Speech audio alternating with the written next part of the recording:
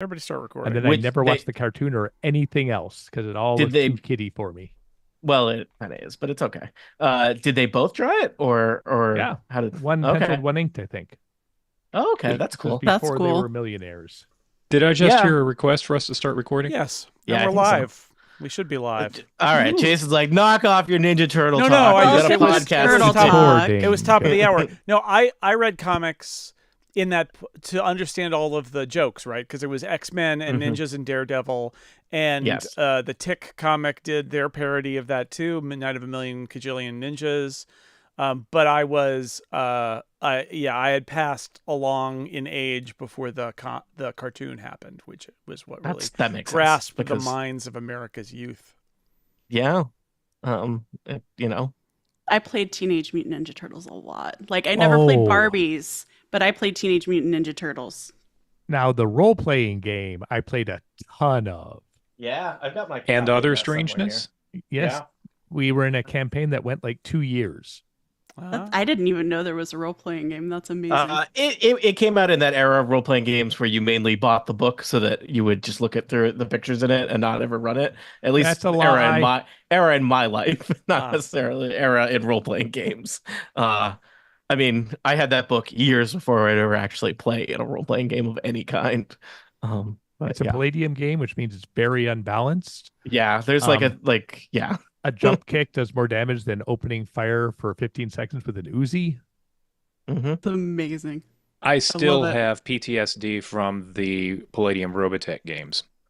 Oh, I remember those. Yeah, they didn't. I don't think they did playtesting back then. And nothing got a second publication. So Well, yeah, interestingly enough, it's a the simpler time. Kickstarter for a new version of the TMNT role-playing game just recently finished. Oh no, I wish I'd known. I would have backed that. And then That's forced me to amazing. run it on a podcast. Yes, I would. I would have sent it to you. Here, You Tony, know, a gift it's- from my heart to yours. It It's was good to know what your role is in a friendship. it was pre-furries, but Yeah. it was all about anthropomorphic animals, and you Oh, yeah. rolled randomly. You could be a panda or a weasel or all sorts of things. Oh, yeah. I mean, the art of it was basically just, there was like a whole section at the end for character creation. It's just like, we'll come up with 10 stats for every animal you can think of, and then we'll draw a picture of like a badger with nunchucks. Yeah. Yeah, we will. Yeah, we will. Amazing. Here's a cow with a machine gun. That's what you kids love, right? It's like, I guess so. Is that what we love?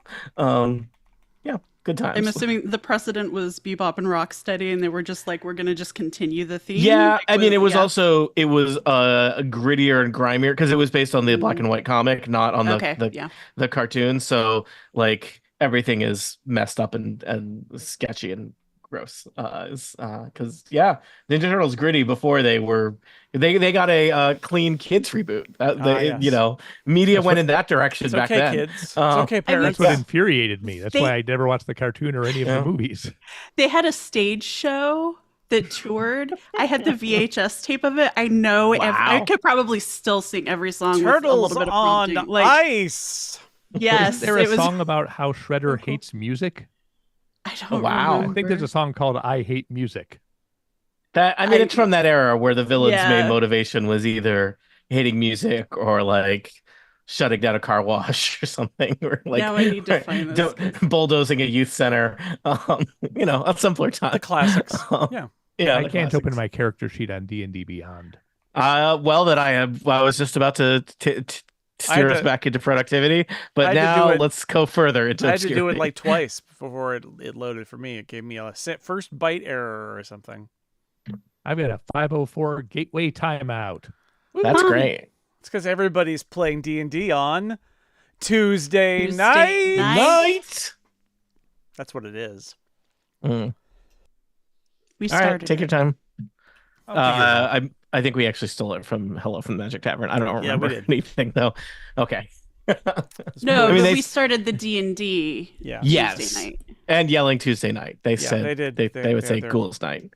It was boys night first because it was literally the three Yeah. characters are men, so they would call it boys night, and it was literally like any other night, and that was kind of the bit. Yeah. But Yep. I haven't listened to that in a long time. I got Yeah. to the end of a season and I took a break from it and I never went back. It happens. There's a lot of podcasts out there, lot of podcasts. like this fine one, listeners, which you should never stop listening to. Never. Never. No. Never, ever. I did the thing where I was behind a couple episodes, the Flophouse, and then I went to a Flophouse live show, and people were making lots of confusing references, and then I listened to like an episode a day afterwards to like rebuild. Like, there's the thing in the stack that they're referring to from like 2 weeks ago, because all of the questions for them were like, let me refer back to a thing that was said before. Usually when you did a bit about we don't want to talk about X, and can you talk about X, and what if Penny met a dinosaur? What if Penny met a dinosaur? Reference acknowledged, Jason. Thank you, Tony. It's a reference from long ago. Monty, any luck with your character sheet? No, I tried on my phone. Now I'm trying a different browser, and that is also giving me a 504 gateway timeout. I'm going to bluff it. Let's go. Really? Okay. We've got the Roll20 record, so I know roughly what my things are. Stats are. The only suggestion I was going to offer was throwing in a VPN. Mm-hmm. I will. Yeah, but I'm already all connected via Zoom and stuff. Yeah. You have taken a short rest, so you have regained probably not all of your hit points, but many of your hit points. So just making sure that you do that. I just listened to the last episode, and that was the last thing you did, which is a very smart choice that you did. Very unplayer-like of you. Good job. So yeah, I guess we'll start the episode and dive into it. Jason, did the link auto-populate to the places it needs to? I think so. Sure looks like it did.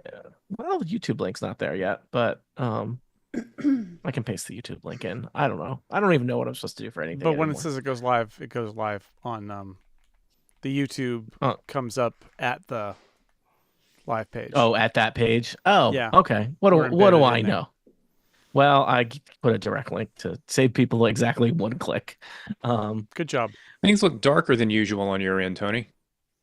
In my house, or metaphorically? Maybe. How's that? Great. I turned one light on. Did I turn two lights on?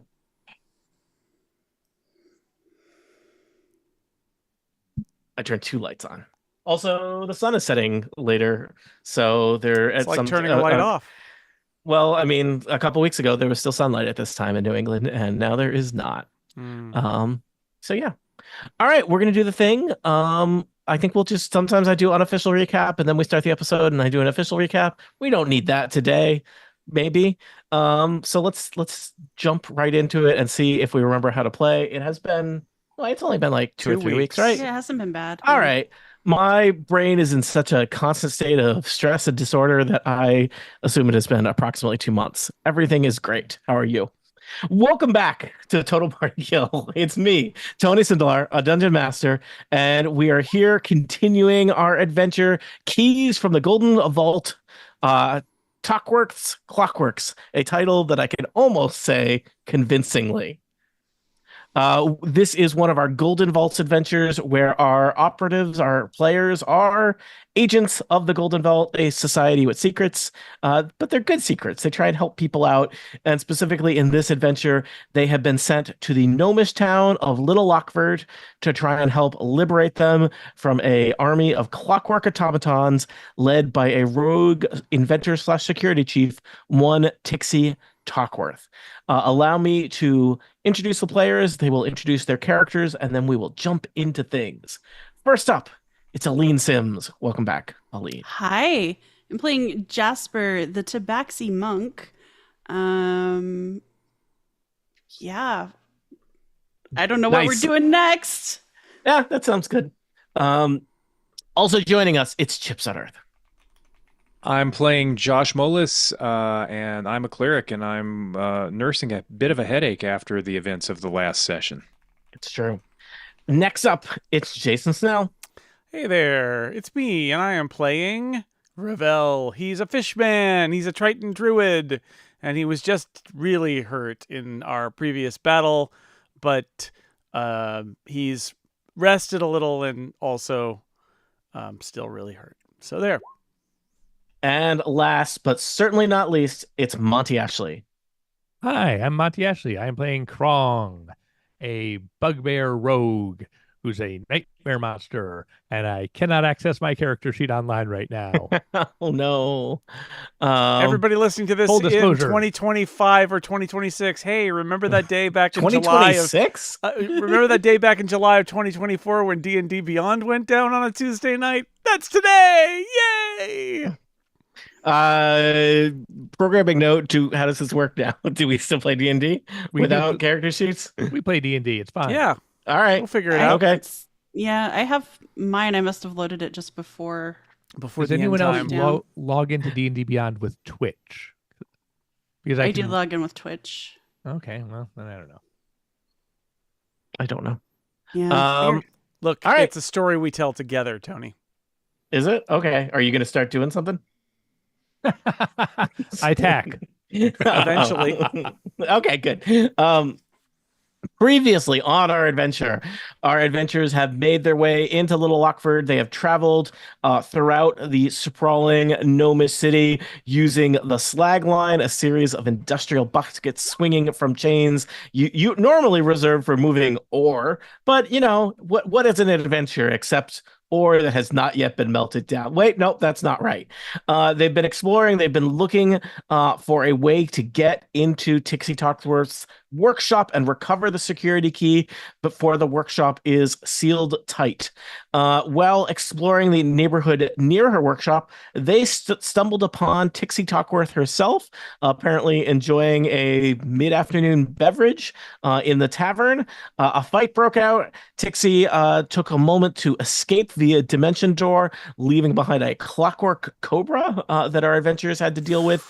They've now taken an hour rest to recover from that rather brutal barroom battle as they gauge their next steps. So I'll remind you, you've now come face to face with Tixie Talkworth, a gnome who has used all variety of mechanical apparatus to enhance herself into the kind of, she's a bit of a cyber gnome at this point.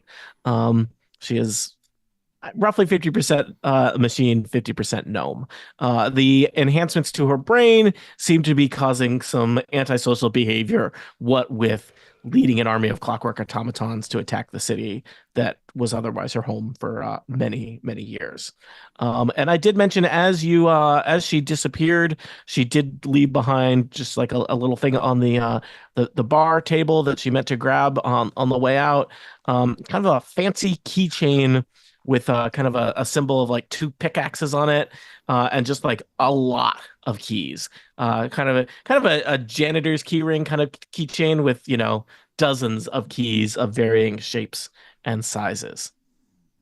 Now, the last thing that happened, I believe, is that Ravel searched the back room for a secret passageway, hoping that the bar was connected to Tixie's workshop. No such secret passage was found. Alas. So, players, what will you do next? I think I might like to investigate some of the other buildings between here and the workshop to see if there might be a secret passage into that area. I don't know. What does anybody else think? That seems reasonable. Yeah. I think there might be caverns and stuff, secret passages between basements. That seems plausible. Mm-hmm. Okay. They're miners. They love digging tunnels. They love it. They love digging tunnels. That is not just a gross generalization. It is an accurate statement about this underground Nomis city. Yeah. They're gnomes. They're going to look around at the sidewalk at this place, even though we're in a cave, and they'll be like, I'd rather make a hole within the hole and go under the earth, inside the earth, in order to go somewhere. All right. Give me an investigation check, Ravel, and if somebody else wants to help, they can make an investigation check too, which is kind of like having an advantage. Okay. I rolled an 8. All right. 15. Ravel and Jasper, you start kind of looking around. You basically start, I assume you are seasoned adventurers. You're going to work in a grid pattern, heading out from the Motherlode Tavern, which is kind of the center of Smolder Town, the neighborhood here in that contains Tixie's workshop. There are lots of other workshops and smithies in this neighborhood. Most of them are kind of just like clearly there was a lot of violence here in the initial attacks. There's a decent number of gnomes dead in the streets, and a decent number of the businesses are just like, people just ran away, so they were left kind of open. A small number of them have been kind of sealed up. And yeah, you're discovering that there's all manner of kind of workshops, smithies, and you find one workshop that looks potentially interesting. It appears to be, whereas the other workshops and smithies seem to be a lot more kind of like functional. This one it's almost looks more like an office than a store, and there's just all kinds of like blueprints tacked up on the wall all around this little shop here. It appears to be, I guess, some kind of inventor's workshop. Do the blueprints look like the buildings that are around us? No, they look like they are various gnomish inventions. Is there like a signature on any of them? Can we tell who? Yeah, give me a perception check. They are written in gnomish, and they are, the handwriting is very tiny, and they are, they're messy. I got a 15 to perception. Maybe like if I could spot something and show. I think Josh is the only one who speaks gnomish. Oh yeah. I don't know if he can read it. Josh, are you interested in looking at some blueprints? Absolutely. I don't know what I'd be rolling, if anything. Just give me a quick perception check along with Jasper as you're searching through these papers. Because I no longer have access to my character sheet, I don't know what I need to roll. Start with a D20.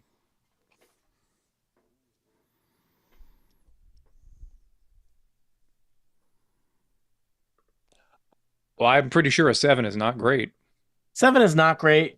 You don't really know what's going on with these blueprints. They seem very technical, but you are able to make out there are some repeated letters throughout these. It seems eventually you figure out that every blueprint has like a stylized pair of letters in the corner, IF.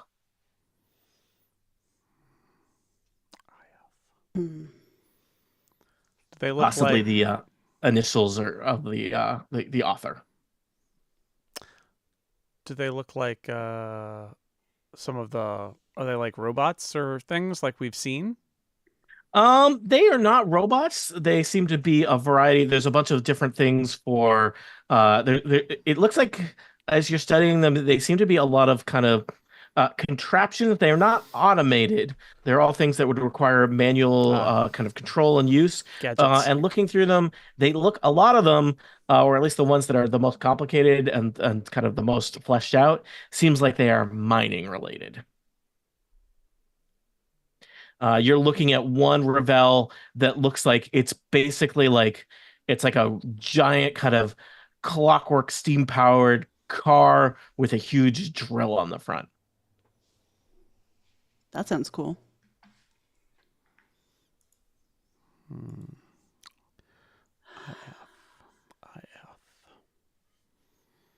I've looked at my notes and I don't see anybody named IF. There's Wraith Broadfoot, Tixie Tuckworth, and Sergeant Yombad Cragknuckle. Yeah, this IF may be a person unknown to you so far, though based on their language usage, probably gnomish. Anything else? Swearing? Anything else to be gleaned from here, Tony? I don't think so. Do you want to give me another investigation check, Ravel,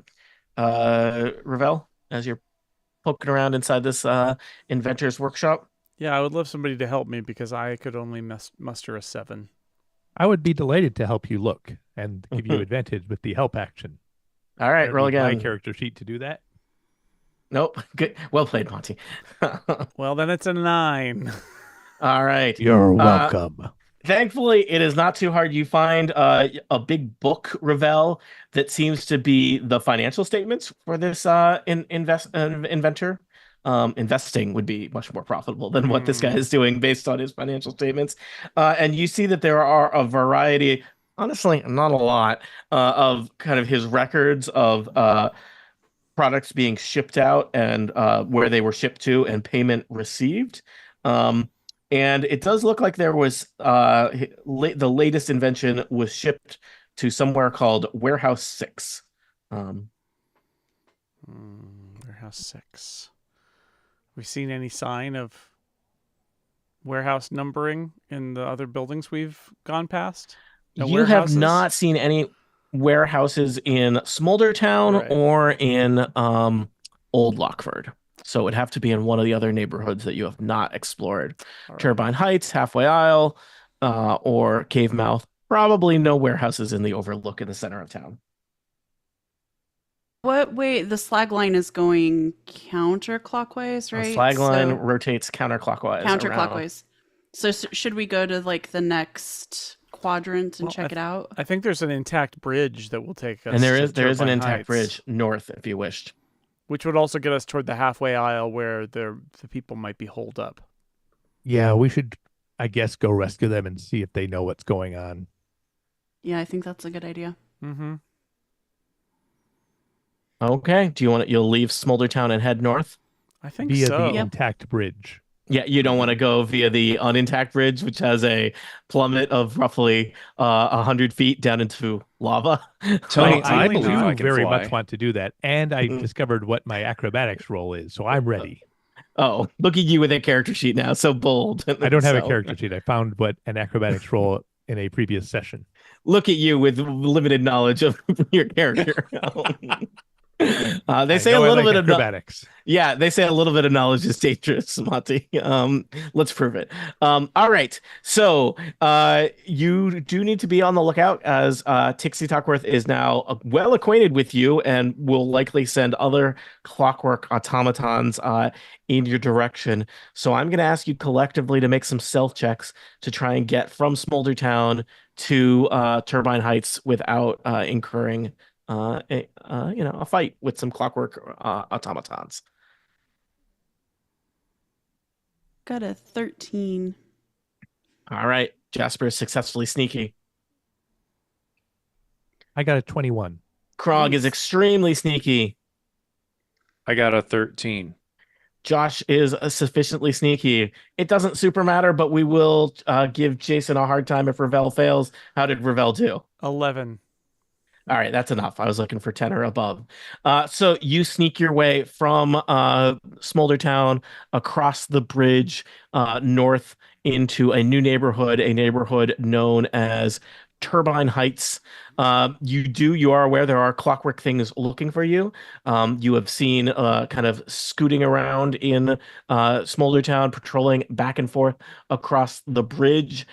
These little clockwork observers, these floating robot eyes that are clearly looking to find you. Less common, but still prevalent, often traveling in pairs or trios.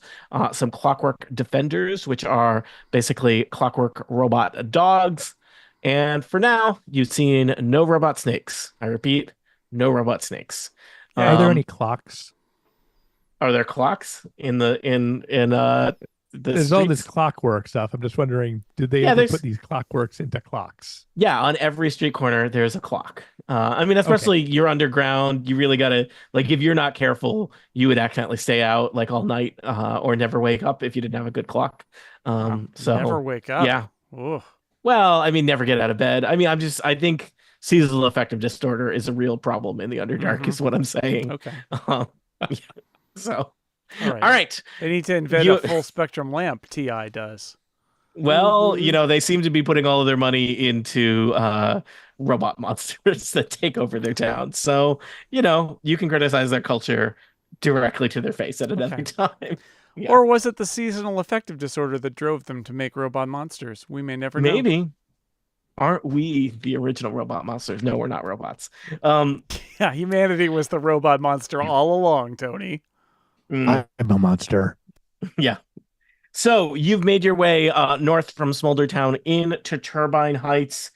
This seems to be kind of a mix of municipal buildings and kind of more upscale residential neighborhoods. It seems like it is not doing great in that there is steam just everywhere. It's like there is just a thick layer of fog all over Turbine Heights. And you can see kind of in the center of Turbine Heights, there's a kind of industrial looking building that has a very, like, is electricity a motif? This building's motif is electricity, because every now and then, roughly a couple times a minute, just a bolt of electricity jolts out from a tower on top of this kind of industrial looking facility. And kind of shoots off somewhere else in Turbine Heights. They have clearly perfected the art of transmitting electricity without your need for mundane wires or tubes that would keep steam from flooding the entire neighborhood or whatnot. It does look like there are several other municipal buildings in addition to that power station, and then there's a lot of I imagine they're kind of like nicer 2-story upper middle class gnomish houses. Are they 2 stories on the gnomish scale or the human scale? No, they are gnomish scale. So I imagine a 2-story gnomish house is approximately 1 krong tall. So yeah, Krong, you're like looking in through the second window and you're like, this is nice, I could live here, and then you notice that it is bisected in the middle by the 2 floors. I will remind you again, I can fit into anything a small creature can fit into. You can fit into. Do you want to fit into? Yes, I feel comfortable under beds. I feel comfortable in closed spaces. It's gonna be perfect. You could move here. Put me in jail, baby. I'm ready. Well, what do you want to look for in Turbine Heights? There is also, I should mention, from Turbine Heights, a bridge leading to Halfway Isle, where I believe you were told there is some kind of monastery. The bridge connecting Turbine Heights to the overlook in the center of Little Lockford is currently up and inaccessible. Right. I think we should go to Halfway Isle and free those guys. It just seems like a nice thing to do. Should we do an investigate, like systematically go through Turbine Heights on our way? Yeah, I mean, we could find something that will shorten the mission here. Mm-hmm. You could. Will you, though? Well, I guess it depends on how we roll and how generous Tony is. Yeah. Well, what are these 2 big buildings in the center of Turbine Heights? Looking at them, it looks like one. So there's kind of 3 buildings left to right. The leftmost one, clearly power station. The one in the center, I think, Krong, I don't think you need to roll anything to identify that it is an infirmary. I imagine there's like a little sign with like a gnomish crutch on the side of it. Maybe a little gnome with a bandaged head or something like that. And the building... They got a cartoon mascot for their infirmary? That's adorable. Yeah, it's adorable. The gnomes love marketing. And to the far right... Cannon. To the far right, it looks like a much less exciting, does not have an animated mascot facility, is a jail. And there do seem to be a good number of dead bodies in the street outside the jail. I need to get our log up. Power station, infirmary, jail, left or right. Didn't like the mayor tell us that there may be prisoners still? Did mention there were both prisoners and the monks. I believe, and monks unaccounted for in the evacuees. Okay, so I think we should go check out the jail. Yeah. Okay. Yeah. All right, let me take you to a map with some buildings in Turbine Heights. and including one of which is the jail. Let me know if you have any issues with that loading. What's the jail logo? The jail does not have a logo. They're really not marketing but they like the jail. Marketing. Yeah, I guess. I mean, have you ever tried to get a marketing intern to work for a jail? Maybe it's just the police logo, which they gotta is start a gnome with a bobby hat. Who's the target audience when you're marketing the jail? In jail. When you commit crime, please consider jail. No, yeah, there's you're right. Sorry, allow me to update it. There is an animated logo of like a gnome, and he's behind bars, and he's just like shrugging. You know, he's in an adorable black and white striped outfit. Great, I love it. Yeah, the market for the jail is civilization. Because, it's the people to know that this is the bad guys get put away here thanks to their justice system. Yeah, you've never watched Gnome Law and Order? It's great. It's like our Law and Order, but everything's a little bit sped up and squeakier and faster and shorter. The episodes are only 22 minutes. In Gnome Law and Order, there are 3 branches: the police, the lawyers, and the miners. Clunk clunk. Yeah. All right. Sorry, I'm just thinking of gnome versions of all of the Law and Order main characters right now. So there's Gnome Fire. There's Gnome PD. There's Gnome Hospital. And Infirmary. Are there any other and there's Gnome SVU. Yeah, there's Gnome Power Station. It's like a little more like, it's kind of a workplace drama. I feel like Gnome CSI would exist because they have, they like they love magnifying things. Yeah. There's a lot of steam. It's GVU, Gnomish Victims Unit. Yeah, okay. All of their victims are special here in Little Lockford. So all right, that digression aside. You head over. Well, no, I'm making it easier for editing. That's what I'm doing. No, that's what people tune in for, Tony. I don't know what you're talking about. Well, then they can edit this part out.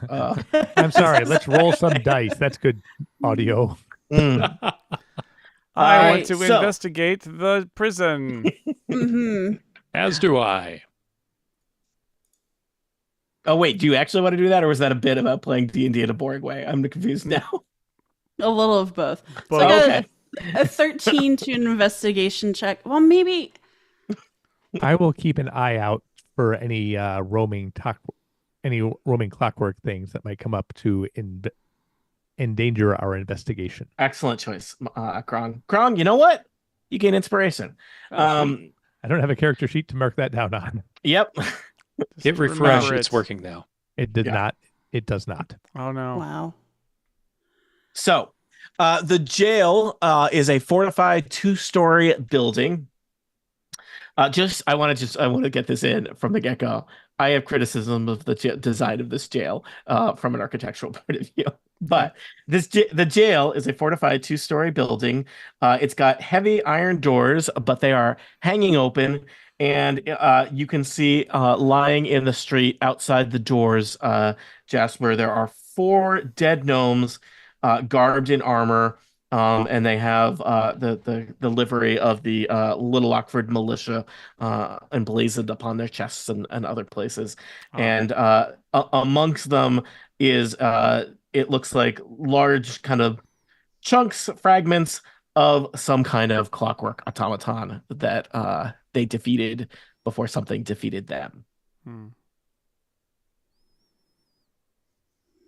Okay. So the door to the jail is just hanging open, swinging in the breeze. Is there a breeze? Yeah, there's a little bit of a breeze. Nice. It's a hot breeze though, because of the lava. Sure. I mean, I'll just go in unless anyone has objections. You stride over the threshold and find yourself looking at the first floor of a prison, of a jail, which is apparently in this world mainly offices. There's lots of desks. Yeah, there's lots of desks with papers, and things are clearly in chaotic disarray. It's the police department. conference table over to the north.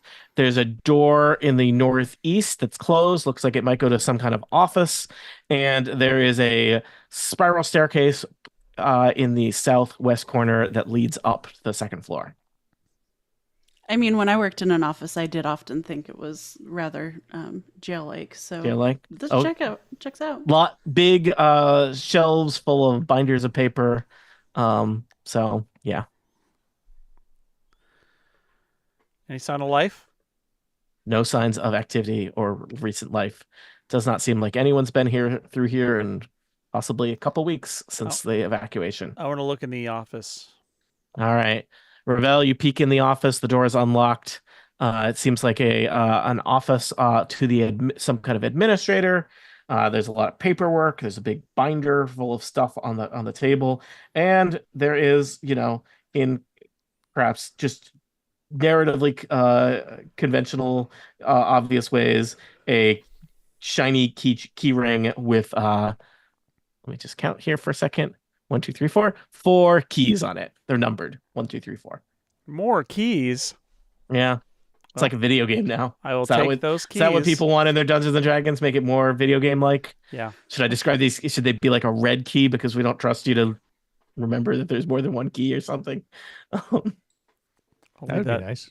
Between you and your okay media module. But we'll take the keys. Okay. Let's check out upstairs. Yeah, let's go upstairs. All right. Josh, you lead the way upstairs. This is kind of up and to the left of where your tokens were.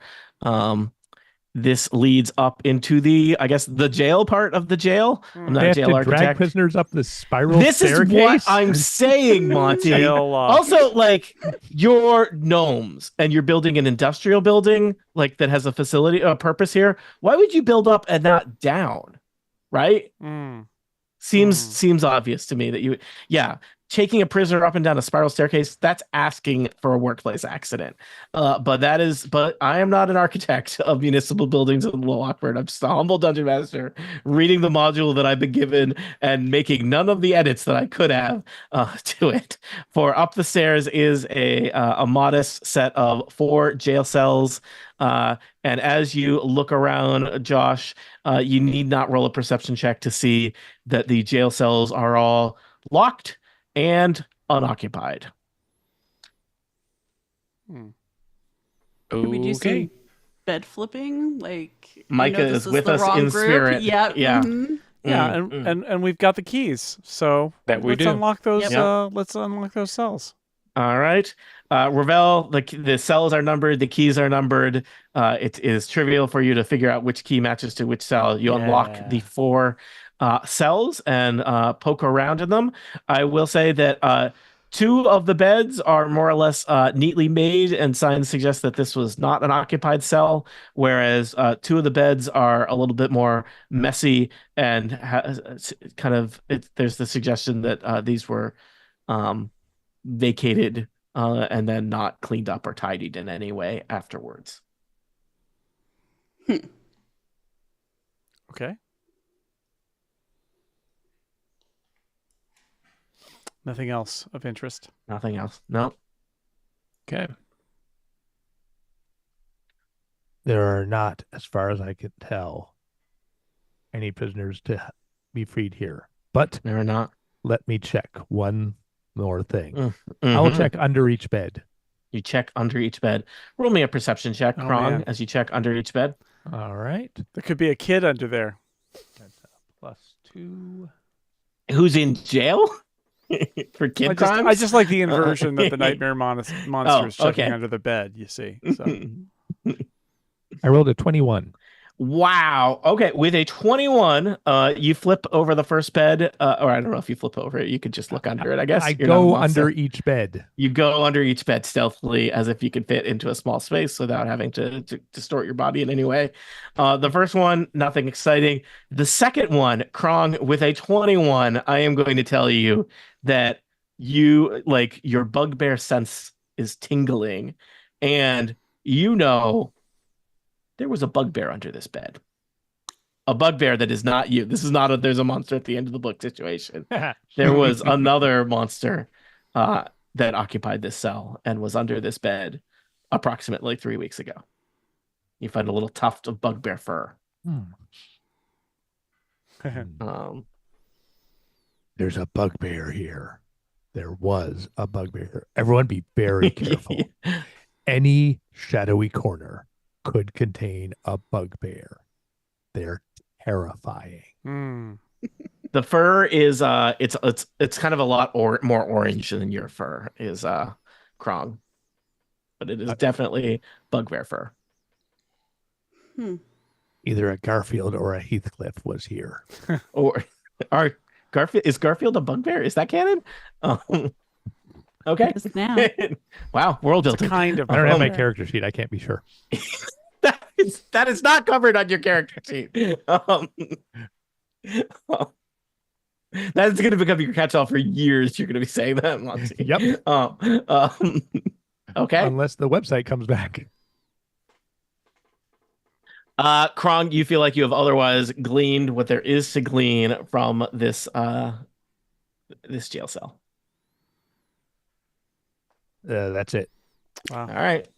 Okay. It's real boring. Nothing.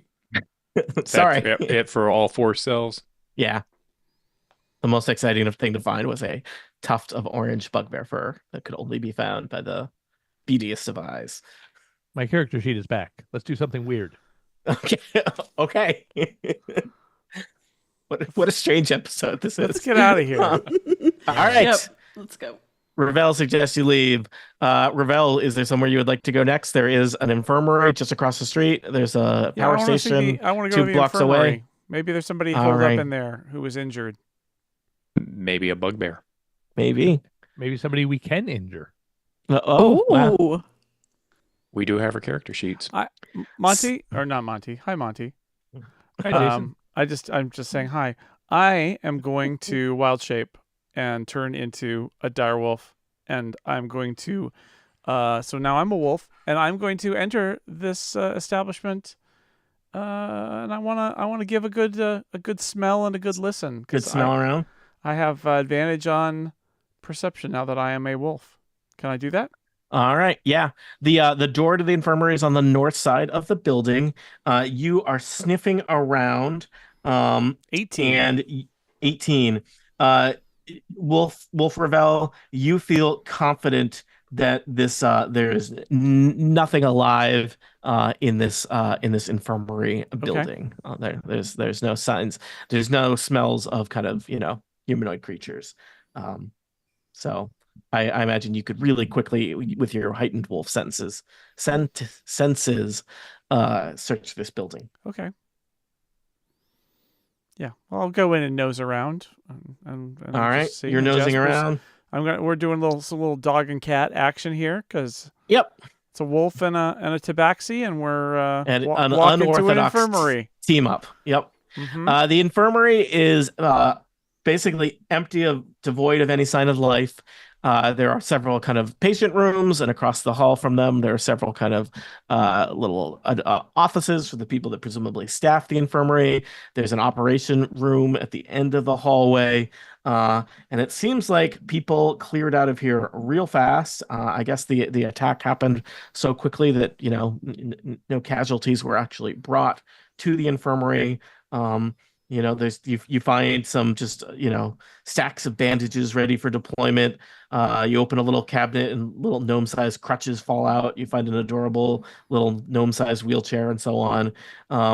It's not too exciting, but you do find poking around in one cabinet, Jasper and Ravel, 6 healers kits and 4 potions of healing. And I'm just going to suggest that each of you take a potion of healing for expedience's sake. Okay. I wonder what these beds are for. I mean, somebody comes in, you just give them a potion of healing, you send them right back out the same door, right? Whoa, that's an indictment of gnomish healthcare. Mm-hmm. You keep them there and you rack up the bill. My mistake. This is a for-profit clinic. That's why it's got the marketing on the outside.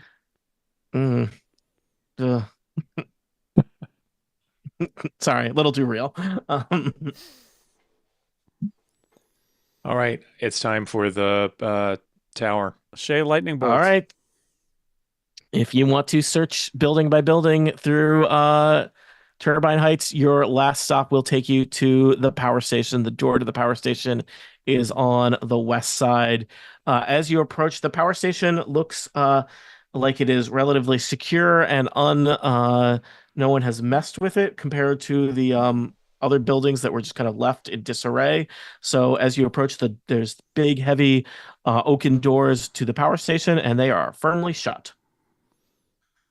I'm gonna sniff and listen at the door to see if there's something inside. Give me a perception check. I think you have advantage with perception checks when you are in full form. I do. 19. You do not smell any kind of signs of humanoid life, but you do hear there's all kinds of horrible noises coming from mechanical noises coming from inside the power station, Ravel, and you hear it sounds like perhaps kind of a robotic whimpering of some kind of automaton. Puppy. Whimpering? Puppy. Whimpering. Puppy. Should we go in and see if it's friendly, or should we skip it? I would like to investigate the door to see if it is locked. The door is locked. I would like to pick the lock of the door. Okay. Roll sleight of hand.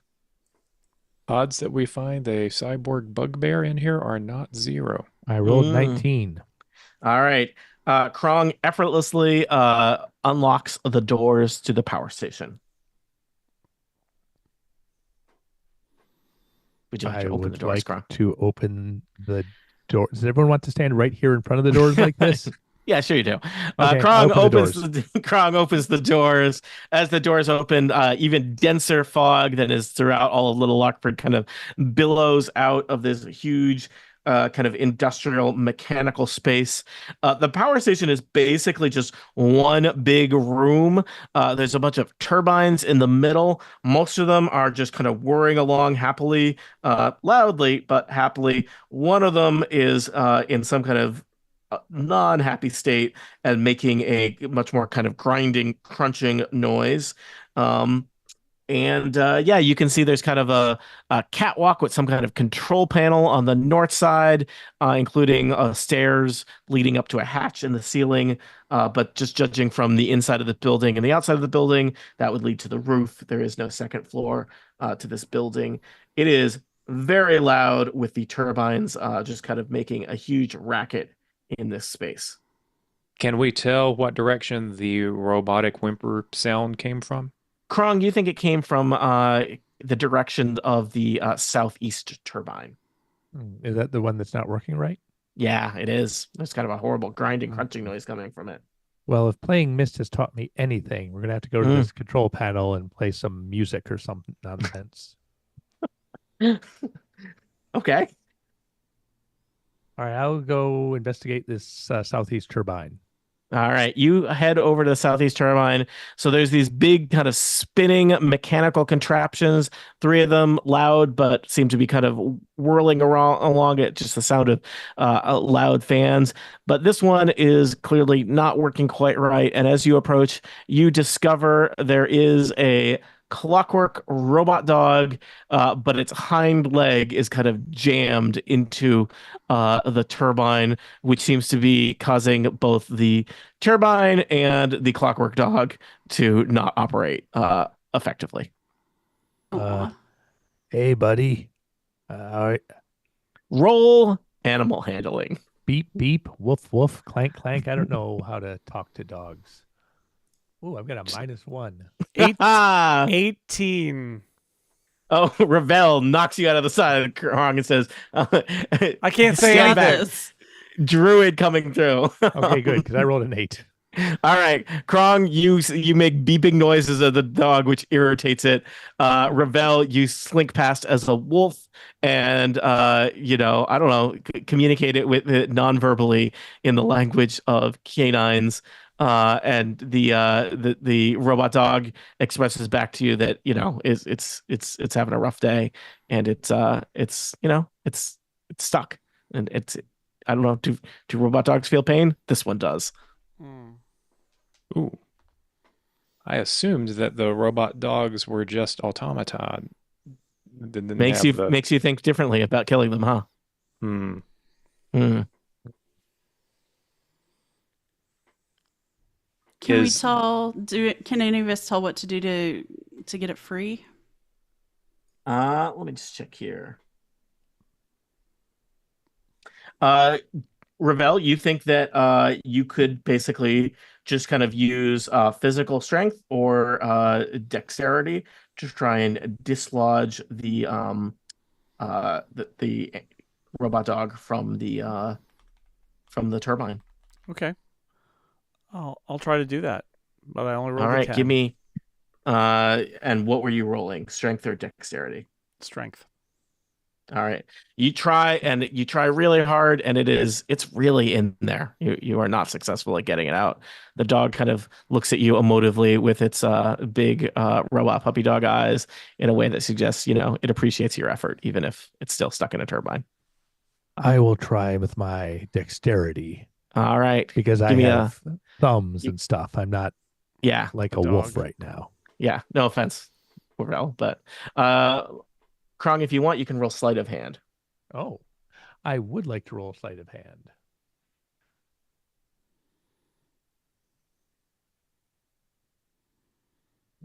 I got a 10. Would somebody like to help Krong? I'll help. Good job, everybody. Great. I got a 16. Okay, you are able to kind of jimmy the and like you have to like push in and then pull out. And you have to get the turbine moving at just the right direction.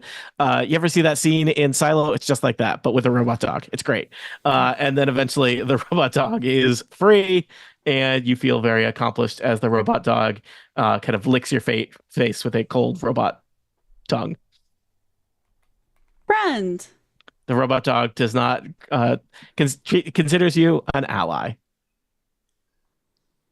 I give him a handful of screws and bolts or something. Yeah, it crunches down on them. Slightly offensive, but accurate to what the robot wants us to eat. The robot dog is chewing away on those things. Now that the robot dog is no longer stuck in the turbine is spinning at a much happier kind of speed, and the fog is slowly clearing from the room and presumably from Turbine Heights. Well, this will tell everybody where we are. Yeah, let's I'll go check up on the catwalk real quick all right, for a quick reconnoiter. It is good that you set Josh, because Josh can read Gnomish up on the catwalk. There is a big control panel with all kinds of switches. I was going to say switches and levers and buttons and whatnot, but they're really just switches. But there are a lot of them. They're all conveniently labeled in Gnomish, which you can read, Josh. Looking at them, you get the sense that the switches on the left side are for the bridges that connect the different neighborhoods in Little Lockford. You can see a lot of them have been turned off. Only a few are still turned on. The switches on the right side of the control panel control power to Little Lockford. Most of those are still on, with the exception of Cave Mouth in the bottom left. There is set in the off position. There's also a switch there that just turns off power to all of Little Lockford, and a separate switch that would turn off power to the slag line. The slag line is currently on. So from this, you can you could, if you needed to raise or lower any bridges, you have the control of that here. If we lower them all, that's definitely a, hey, humans are here. I mean, you already fought somebody in a bar. They know you're here. Oh, true. Yeah, they know. Humans. Yeah. Yeah. Speak for yourself, cleric. You are literally the only human. So. What do you think? Should we just go ahead and lower them all for our own sake, or does that make it easier for the automata to come after us? I think we should raise the one we just came over So that way clockworks from that side can't come get us. But lower the one that we're going towards. That one's already lowered, I think. Yeah, that one's down. Yeah. Well, great. Looking at the map configuration, the main thing that was going off was that cave mouth was kind of completely sealed off. And apparently powered down, and then other bridges were raised as well, such that getting to the overlook would be kind of require traversing the maximum amount of Little Lockford, I guess, as a security precaution. Yeah, so. I think lowering the bridge that is closest to us that goes to the center, so that after we go to release those people who are you don't have to backtrack all the way across city. We won't have to backtrack. Yeah, we can either do that, or we can go check out the monks and then come back and flip the switch, so that we don't leave that bridge down forever. Yeah, I'm just going to take you back to the Little Lockford map because I thought that would probably be easier in terms of visualizing the world, and I believe the map starts with the kind of default state of the bridges in terms of which bridges are up and down. So from this room, you can change any of the bridges to be something different. You can turn off power to the different neighborhoods. You can turn off the slag line if you're worried about that for some reason. Yeah. It sounds like you probably want, I'm just going to draw it in, you want the bridge between Turbine Heights and the Overlook to be filled in. I think this squiggle represents a filled-in bridge. Okay. Yeah. Okay. Josh, you give the switch a flip, and somewhere in the distance you hear a little machine engaging, and a drawbridge lowers. Great. So, halfway aisle first, or straight to the Overlook? Halfway aisle. Halfway aisle. Halfway aisle. All right. As you exit the power station in Turbine Heights, you do see that the fog is slowly starting to clear, as you have repaired the power station by freeing the robot dog. And I think this robot dog is just gonna follow along with you until something else happens. You rolled a very good animal handling check, Ravel, a thing that doesn't happen a lot in Dungeons and Dragons. So. All right. You cross the bridge without incident to Halfway Isle. Halfway Isle is not really a neighborhood of Little Lockford. It's just a small little island between Turbine Heights and Old Lockford. And there's basically just one building on this little small island tucked between those two neighborhoods. This is clearly a building with religious significance to it. It's much more ornate than anything you've seen so far in Little Lockford. It's still clearly gnomish construction, so it's kind of squat and kind of flat. Looks like it's a single story, but it has all kinds of fancy carved stonework around it. The big double doors are carved to resemble interlocked hands. There is kind of images of gnomes with picks and shovels and kind of descending into the darkness, but also being kind of overseen by a cloaked figure. Josh, you want to give me a quick religion check on this since you speak the language?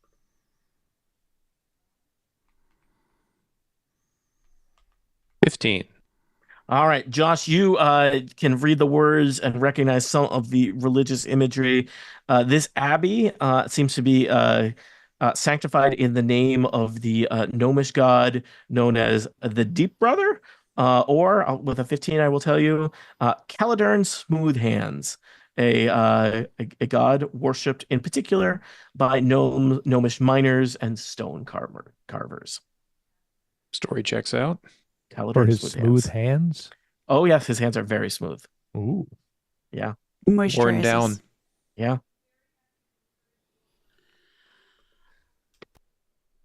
Well, let's go check. Go to the building. All right. The abbey doors are unlocked because I don't think you lock abbey doors. I just don't think that's how it works. I think they're always unlocked. And so if you wish, you can cast open the doors to the abbey.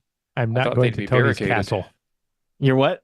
I'm not going to Tony's castle where all the Well, heavy doors are left open. You know, I mean, it's been. First off, I don't have a castle. I'm a renter. Second off, I'm sorry. Yeah.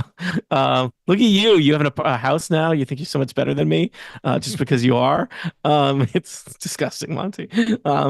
So you cast open the doors and look into the monastery. Just inside to the left is a very ornate statue of presumably Caledon Smoothhands. The statue is 4 feet tall. It's carved out of one not that big, one medium-sized piece of black obsidian rock, and it depicts a kind of hooded gnome, his face hidden by the hood, and his hands are just covered with kind of jeweled rings, and he's kind of holding his hands open in kind of in a religious gesture in your direction, and you can see past the statue is clearly the kind of main meeting room, perhaps the place of worship in this abbey. There's a big room set up with some kind of religious symbolism in the middle, and benches are organized all around it. You can see down to the right. It looks like there's kind of a hallway that I think you could probably assume leads to the quarters of any monks who lived in this abbey. All right, I'm going to give it a sniff, see if there might be anybody here. I got a 21. 21. Ravel, you smell something. You get the sense that there are several humanoid creatures in this building. And you know what? With above a 21, I'm going to give you their species. You smell 3 flavors of species here. You smell gnomish. You smell bugbear. And you smell goblin. Goblin unexpected.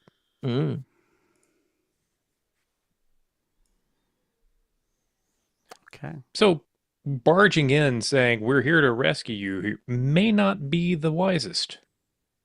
You have already barged in, but you have not said we're here to rescue you. So you can still salvage that, Chip. Would you like me to sneak in, hide in the shadows, and appear behind them and say we're here to rescue you? Non-threatening. I like that. You're very good at sneaking, Krong. All right, I will sneak. You want me to roll or? Yes, please. Please roll stealth.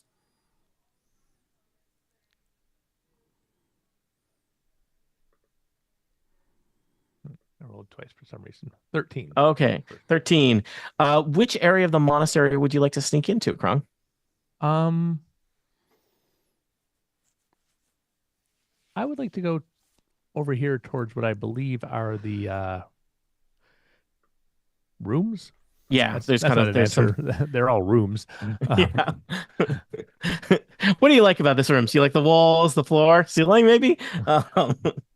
There's kind of a dormitory arrangement to the east side of the monastery. All right, Krong, you move silently down the hall and look down. There are a series of doors on the east wall of this hallway, and then there's a single door in the north end of the hallway. It's ajar. You can tell that it's a latrine. I would like to try to stealthily open this door I'm next to. All right, you stealthily open it. It is unlocked. It opens into what is clearly the Spartan quarters of a gnomish monk. There's a couple of gnome-sized beds, maybe a little chest that they would keep their personal belongings in, but everything is real kind of simple and threadbare for the the simple life of a gnomish follower of Caledon Smoothhands. All right, forever may his hands be smooth. And check out the next door. Surprise, surprise! It's another monastery bunk room. Same move. All right. Surprise! It's another monastery bunk room. And again. And again. This room is a little bit different. This room seems like it might be the sleeping quarters and residence of someone of higher rank or privilege than the other rooms that you've looked at. This room is twice as big as all the other rooms you've looked in Krong, but contains only a single bed. There is a table set up as a desk in the corner. Everything is adorably gnomish sized, and there's a lit candle on that desk next to it looks like somebody was writing in some kind of book. How long has the candle been burning? I mean, is that a knowable thing? How much wax is melted down the side? A decent amount, but not all of it. I would like to check under this bed. All right. You check under the bed. It is there's nothing under the bed, but it is very clean and tidy. I would like to check under all the beds. Okay, you go back and check under all the beds. The other beds are a little bit maybe some of the rooms haven't been used in a while, so there's some dust bunnies and whatnot, but they are the underbeds are as unoccupied as the overbeds. But the main bedroom, it was clean under the bed, not dust bunnies? No. And there's a lit candle on the table. Interesting. Anything else on the table? There's it looks like perhaps a journal or a diary written in Gnomish. I will take the diary. Okay. ... To Josh. Okay. Josh, Jasper, and Ravel, who's currently in the form of a wolf, are waiting patiently outside the abbey while you've scouted around that part. You hand Josh the journal. Yes. Read journal. Read journal. Thank you. Thank you, Action Chip. Reading through the journal, it seems like it is basically it is the personal log of the abbot of this monastery, and there's many pages that are just real boring kind of logs of comings and goings, the duties of the abbot overseeing things, drafting sermons and whatnot. But things get a little bit more intense as you read the entries for the last 3 weeks, including an entry dated today in which the abbot seems to still be here somewhere. But all of the recent entries are in a kind of like a frantic, tight, scribbled hand, hard to read at some points, Josh. And the abbot is afraid of being discovered. There's notes about, he is not alone in the abbey, and he is running out of food. As you are poking around, or as you are flipping through that journal, Jasper, you hear a voice coming from the main room in the monastery, the kind of the worship chambers. A voice from somewhere in there says, in kind of a loud stage whisper to somebody else, "Do you think they left?" We didn't leave yet. Okay. And you hear the sound of somebody very furry getting elbowed. So I'm gonna go through the threshold into the room, and I'm just gonna say, we were sent by the mayor to try to help you. All right. 2 figures kind of poke their heads out from behind one of the benches. One of them maybe has to stand on his little tippy toes. Well, it's a Gnomish-sized bench, so it's fine. He peers out over the bench. You see a figure with kind of green face, big ears, eyes looking at you, and then kind of unfolding to take up a much larger space, a big kind of orange and brown looking bugbear. But both of them have manacles and other accoutrements suggesting that they are recently incarcerated felons. Staring at you, Jasper, from across the monastery room. This is the prisoners of which was foretold, but will they greet you as friends and liberators, or as foes that must be defeated? And what of the abbot, who seems to still be alive, but perhaps having a rough time? What will they discover next time on Total Party Kill? For answers to questions such as these, Tune in next time because I just said next time on Total Party Kill. Can you tell I don't write these down ahead of time? The end. No combat. No combat. No combat. Just poking around abandoned rooms. Good times. Fighters. Listeners, thank you for listening, and we will be back sometime soon with more Snurf Neblin Deep Gnome adventures. Jason, hit the thing.